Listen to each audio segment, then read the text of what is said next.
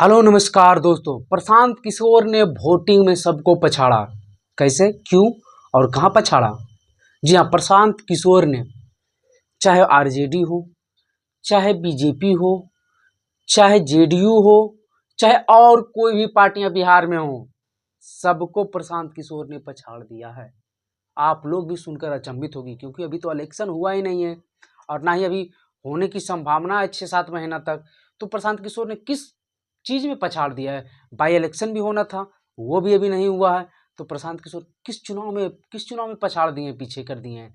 तो इसका जो हम बता रहे हैं कि किस चुनाव में पछाड़ा है, तो कोई जो वोटिंग प्रोसेस वाला प्रक्रिया है उसी में सम्मिलित है, परंतु वो कोई जनता लोग सामने जाकर ईवीएम मशीन पर वोटिंग ना दबाकर सोशल मीडिया पर, और सोशल मीडिया में ऐसे उसे मत समझिएगा कि कोई पोल निकाला दे दिया।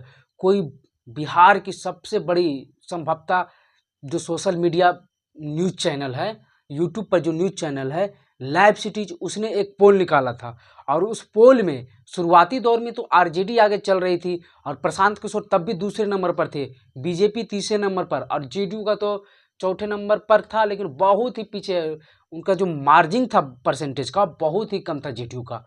तो लेकिन प्रशांत किशोर का ये परफॉर्मेंस और खास करके सोशल मीडिया पर तो ये अचंभा तो कर रहा है। 2025 के चुनाव में जैसे उनकी तैयारियां दिख रही है, जिस प्रकार से उन पर लोग ट्रस्ट कर रहे हैं, कहा जा रहा है कि तीसरा मोर्चा के रूप में प्रशांत किशोर खड़ा हो गए हैं बिहार में, कुछ भी कर सकते हैं और राजनीतिक अनुभव तो पहले से है ही उनके पास।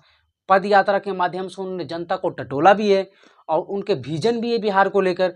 तो लोगों में एक डर बैठ गया, खास करके जो बिहार की परंपरागत पार्टियां हैं, चाहे बीजेपी हो, आरजेडी हो या सत्ताधारी जेडीयू हो।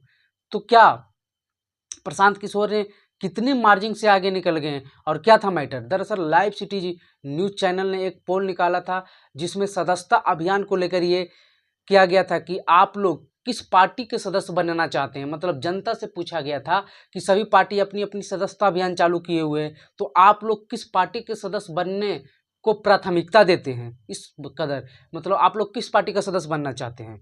तो लोगों और सभी पार्टी का वहाँ नीचे में नाम दिया गया, चाहे बीजेपी हो, आरजेडी हो, जनसुराज हो। जनसुराज 2 अक्टूबर को पार्टी बन ही जाएगा, तो उसी को देखते हुए जनसुराज वहाँ दिया गया था।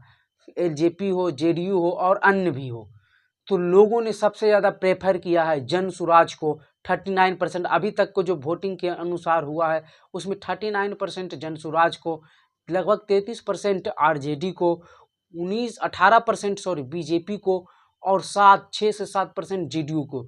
ये स्थिति रही है जो उस मीडिया चैनल का जो पोल आया है, अभी तक की जो स्थिति रही है। आगे क्या होगा ये देखने वाले हैं, लेकिन 3-4 दिन के जो पोलिंग में ये रही है, तो आप लोग भी कह सकते हैं कि जनसुराज तो एक ताकत के रूप में बिहार में तो उभर ही गया है।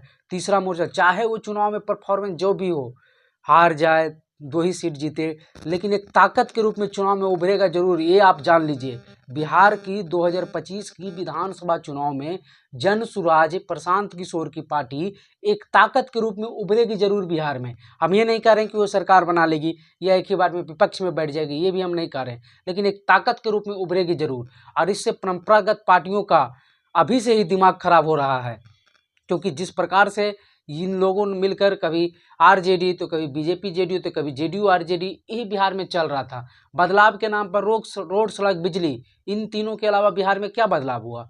युवाओं को रोजगार को लेकर, औद्योगिकरण को लेकर और जो नए नए टेक्नोलॉजी आ रहा, आईटी सिटी को लेकर, पढ़ाई के लिए कोटा जैसा एक सिस्टम को लेकर, क्या बिहार में ये सब काम पर चर्चा हो रही है? कोई बातें कर रहा है? अभी तो 1 साल पहले से ही नौकरी और रोजगार का थोड़ा सा मुद्दा उठा है बिहार में, इससे पहले तो वो भी नहीं था। आपने 15 साल में क्या किया? आपने 15 साल में क्या किया? इनके भी यस इनके दोनों में ही चलता था, 15 साल हम बढ़िया वो बढ़िया, ऐसा ही ये चल रहा था। तो अब आगे जनसुराज भी एक ताकत के रूप में बिहार उभरी है और आगे देखना होगा कि क्या होगा 2025 के चुनाव में, कितने सीटों पर वो बढ़त बनाती है, जीतती है या सेकेंड नंबर पर रहती है, ये देखने वाली बात होगी। वीडियो देखने के लिए आप धन्यवाद।